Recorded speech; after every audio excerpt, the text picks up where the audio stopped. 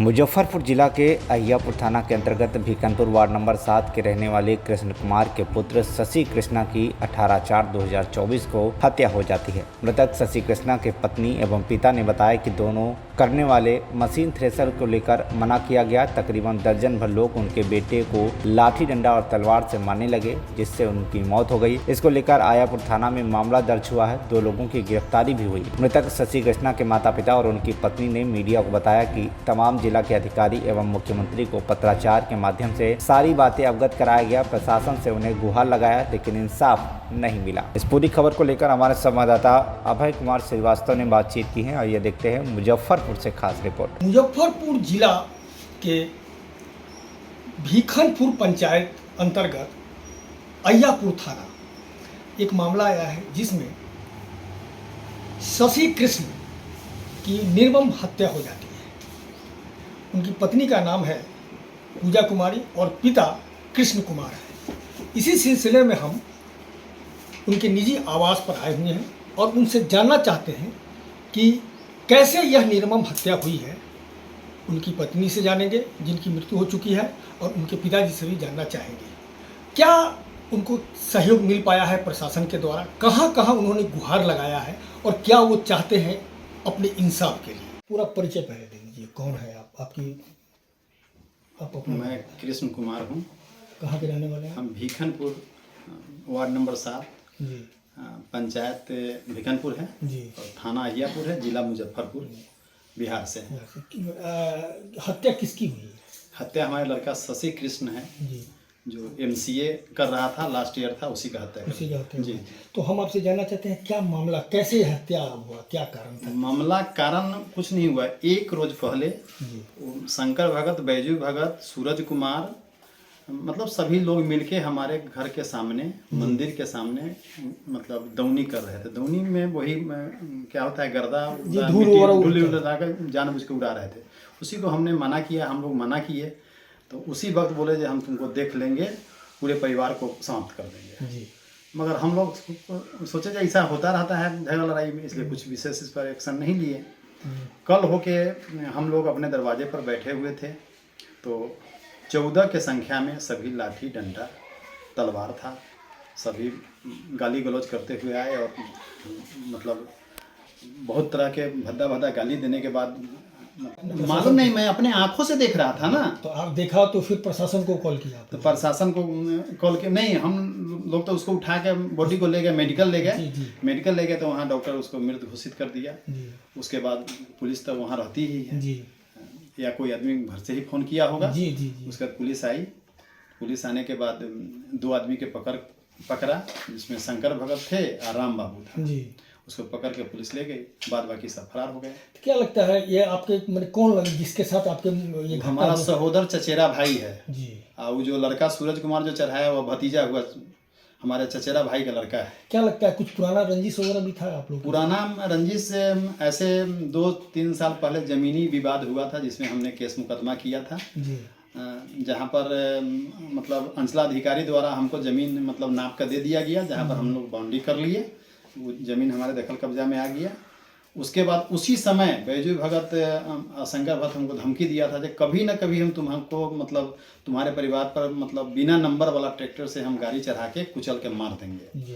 तो और झगड़ा कर लिया वहाँ पर।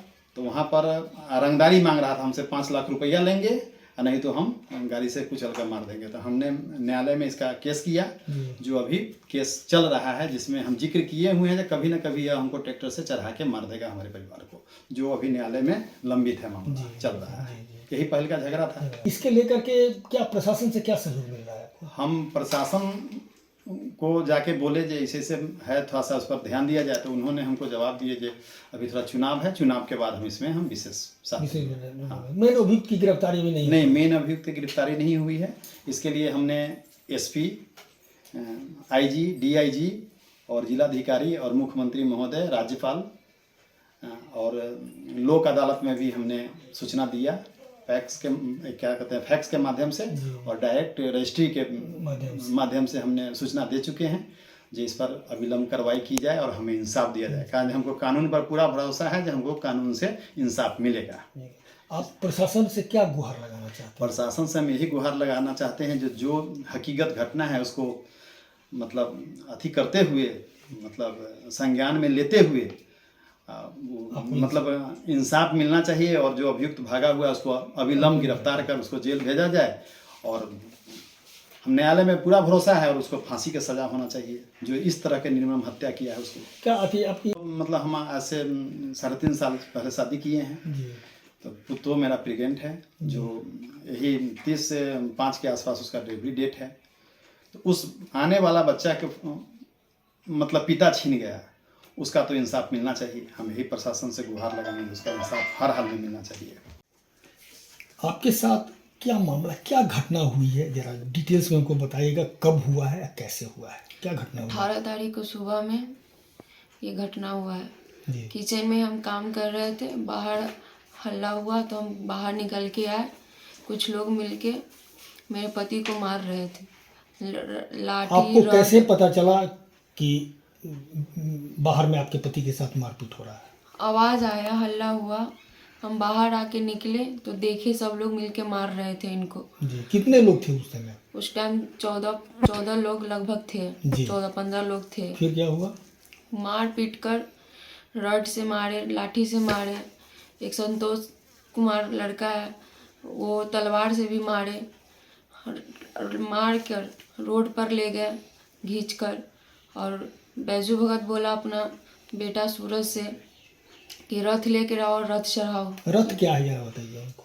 रथ रथ क्या है? गाड़ी है, गाड़ी है मतलब चार चक्के वाली जी, गाड़ी है। जी 4 चक्के वाली गाड़ी है। जी रथ सूरज कुमार लड़का रथ लेकर आया, उनके बॉडी पे चढ़ाया, पूरा कुचल दिया, आगे पीछे चक्का करके उनको पूरा बेरहमी मौत दे दी, सब मार दिया उनको। जी जी और वो लोग भाग गए। फिर आप क्या किए?